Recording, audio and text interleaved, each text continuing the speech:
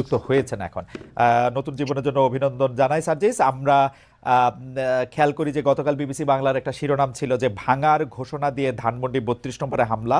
তার আগেই আপনার সহকর্মী, সহযোদ্ধাও আমরা এরকম বলতে পারি, জনাব Hasnat Abdullah verified Facebook ID থেকে পোস্ট করেছিলেন আজ রাতে বাংলাদেশে ফেসিবাদের তীর্থভূমি মুক্ত হবে।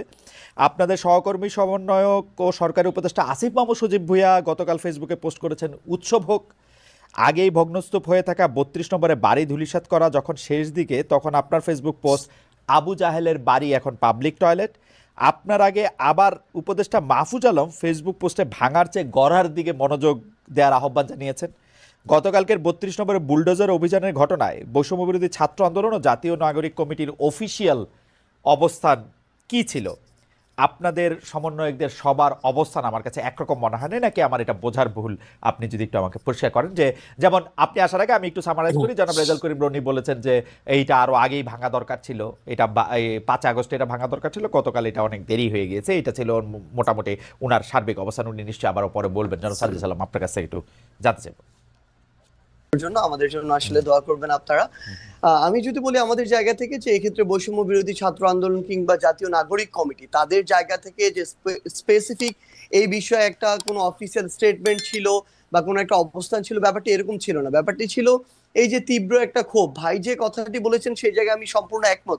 এই বিষয়গুলো শুধু এটা নয়, আরো এরকম অনেক তীর্থভূমি রয়েছে আসলে, যেগুলো যে চূড়ান্ত যে আমাদের এই পুরো বাংলাদেশের মানুষের যে ক্ষোভ বা এই বহিঃপ্রকাশ, এটা আসলে ৫ই অগস্ট কিংবা ৬ আগস্ট ওই সময়ে হওয়ার কথা ছিল, হওয়া উচিত ছিল। এটা আসলে অনেক দেরি হয়ে গিয়েছে।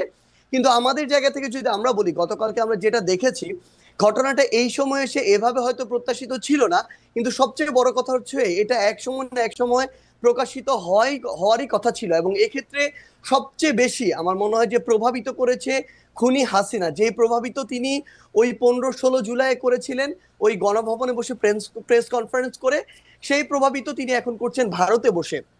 তিনি যখন এখনো তার জায়গা থেকে এমন টোনে কথা বলেন, যে এই টোনে তিনি কথা বলেছিলেন ওই জুলাইয়ের আগে, তিনি যখন এখনো তার ভিতরে বিন্দুমাত্র কোনো অনুসূচনা দেখা যায় না, কিংবা তার যে কথা বা এই যে এতগুলো খুন করেছে সেগুলোর জন্য যে দায় নেওয়ার যে বিন্দুমাত্র মানসিকতা, সেটুকে বিন্দুমাত্র অ্যাড্রেস না করে, বরং যারা এই অভ্যুত্থানের সাথে সরাসরি সম্পৃক্ত তাদেরকে প্রত্যক্ষ এবং পরোক্ষভাবে বিভিন্ন রকম আবার ওই ট্যাগ দিয়ে যখন উপস্থাপন করার চেষ্টাটা করা হয়, এই যে এতগুলো মানুষকে খুন করা হয়েছে তার নির্দেশে, সেগুলোর জন্য বিন্দুমাত্র তার জায়গা থেকে সহানুভূতি না দেখিয়ে, বরং তার ওই পূর্বের ইতিহাস দিয়ে যে সিম্পেথি নেয়ার যে তার একটি প্রক্রিয়া সবসময় তার ভিতরে দেখা গিয়েছে, সেটা যখন তিনি আবারও করেন, তখন মানুষের ভিতরে একটা ক্ষোভ তৈরি হয়।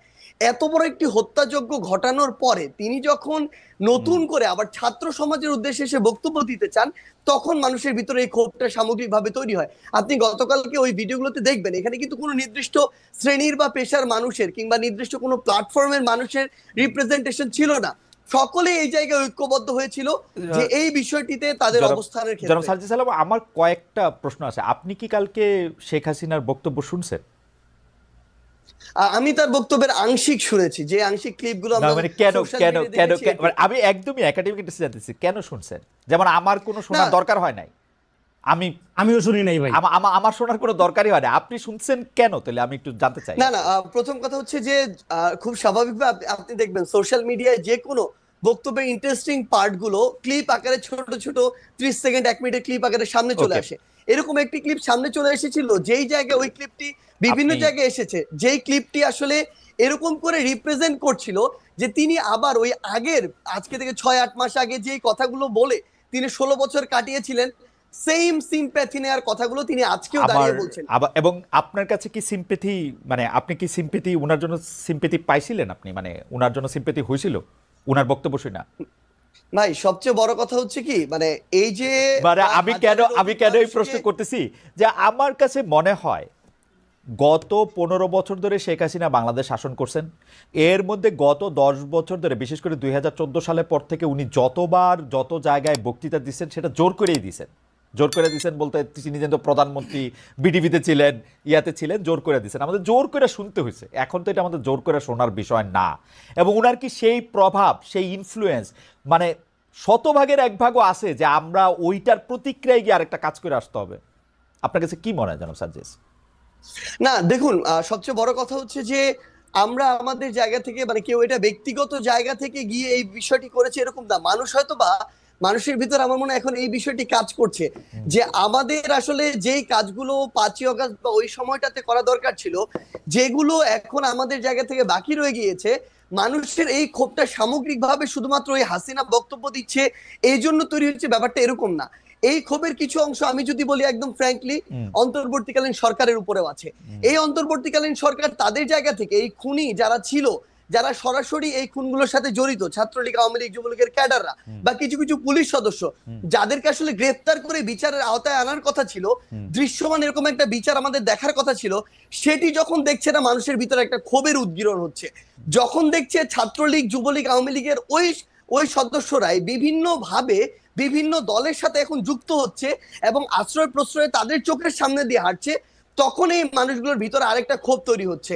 তখন এই মানুষগুলো এই সামগ্রিক ক্ষোভের একটি, আমার মনে হয় নতুন এখানে একটা ওকেশন পেয়েছিল, যে ওকেশনে গিয়ে অ্যাটেন্ড করে নিজের এই ক্ষোভটির উদ্গীরণ করেছে মানুষ। আহ, এইটা কি এরকম হইতে পারে জনাব সার্জিস আলম? ধরেন শেখ হাসিনার উপরে তো আপনার কন্ট্রোল নাই, আমারও কন্ট্রোল নাই। শেখ হাসিনা আরেকটা বক্তৃতা দিল, তারপরে গিয়ে কোন বাড়িটা ভাঙবেন? না দেখুন, এখানে শেখ হাসিনা অসংখ্য বক্তৃতা দিক আর একটা বক্তৃতা দিক, সেটা হুম। ফ্যাক্ট না। হুম। তবে মানুষের ভিতরে এই যে ক্ষোভ, যেই ক্ষোভটা আসলে মানুষের একটা ভিতরে 5ই অগাস্টের পরে, যে কথাটি গতকালকে আমরা দেখলাম যে আমাদের উপদেষ্টা মাহফুজ ভাই যিনি রয়েছে হুম। তিনি বলেছিলেন যে মানুষ ভাঙাটা এক পাশে রেখে গড়ার দিকে মনোযোগ দিচ্ছিলেন, কিন্তু মানুষ যখন দেখছিলেন তার যেটুকু ন্যূনতম চাওয়া, ওই চাওয়াটুকু বিচারের ক্ষেত্রে হোক বা অন্যান্য পলিটিক্যাল স্পেয়ারে হোক, যেটা মানুষ এক্সপেক্ট করে, ওইটুকু যখন প্রত্যাশিত অনুযায়ী পাচ্ছে না, তখন মানুষের এই ক্ষোভের উদ্গীরণটা বিভিন্ন কারণে হচ্ছে এবং ঘটছে। এবং ওকে। সবচেয়ে গুরুত্বপূর্ণ বিষয় হচ্ছে, শেখ হাসিনা আগামীতে, আমি ধরে নিচ্ছি 1 মাস পর কোনো বক্তব্য দিলেনও না, কিন্তু আজকে থেকে 2, 3, 4 মাস পরে আমরা যদি এই দৃশ্যমান শহীদ পরিবারের কিংবা যারা আমাদের আহত যোদ্ধারা রয়েছেন তাদের এই রক্তের বিচারগুলো দৃশ্যমান না দেখি, দেখবেন শেখ হাসিনার বক্তব্য দেয়া লাগবে না, আমরা শহীদ পরিবার কিংবা আহতদেরকে সাথে নিয়ে হয়তোবা এরকম রাস্তায় আমাদেরকে নিয়ে যেতে, নেমে যেতে হবে এরকম একটা দৃশ্যমান বিচারের জন্য। এবং তো এই এবং জায়গাটা দৃশ্যমান শুধুমাত্র শেখ এবং হাসিনার। দৃশ্যমান বিচার করার জন্য আপনারা আওয়ামী লীগের স্থাপনাগুলি বা আওয়ামী লীগের সাথে জড়িত জিনিসগুলি গিয়ে আপনারা ভাঙবেন। এটা আওয়ামী লীগ না, সবচেয়ে বড় কথা হচ্ছে কি দেখেন, আওয়ামী লীগ বলে এমন কিছু এখানে বিষয়কে নিয়ে আসা হচ্ছে। আওয়ামী লীগের সবাই, আমরা যদি স্পষ্ট করে বলি, আওয়ামী লীগের যে মানুষগুলো এই বিষয়গুলোর সাথে জড়িত ছিল, হত্যাযজ্ঞের সাথে, খুনের সাথে, হুম। ফ্যাসিজমের সাথে, স্বৈরাচারের সাথে, এবং তারা যেগুলোকে সিম্বল, এক প্রকার উপাসনালয় হিসেবে তৈরি করে সিম্বলাইজ করে এতদিনের এই রাজনীতিটা করেছে, মানুষের ক্ষোভ ওই জায়গায়। বাংলাদেশে আমি ধরে নিচ্ছি 20% মানুষ আওয়ামী লীগের সমর্থক ছিল, কই বাকি বাড়িগুলোতে তো গিয়ে হামলা করা হয়নি, হুম। ওই সমর্থকদের বাড়িতে গিয়ে কিন্তু হামলা করা হয়নি। কিন্তু এই ধানমন্ডি 32, ওই গণভবন কিংবা এই যে বিভিন্ন ভবনগুলোকে কেন্দ্র করে পুরো একটা উপাসনালয় হিসেবে প্রেজেন্ট করে এই যে রাজনীতি করা হয়েছে, মানুষের ক্ষোভটা ওই জায়গায়। ওকে। এবং এটা স্পেসিফিক ভাবে দল হিসেবে আওয়ামী লীগ নয়, বরং স্পেসিফিক ভাবে কিছু প্রতিষ্ঠান বা উপাদান যেগুলোকে সামনে রেখে এতদিন আওয়ামী লীগ এই অত্যাচার নিপীড়নের রাজনীতিটা করেছে। ওকে।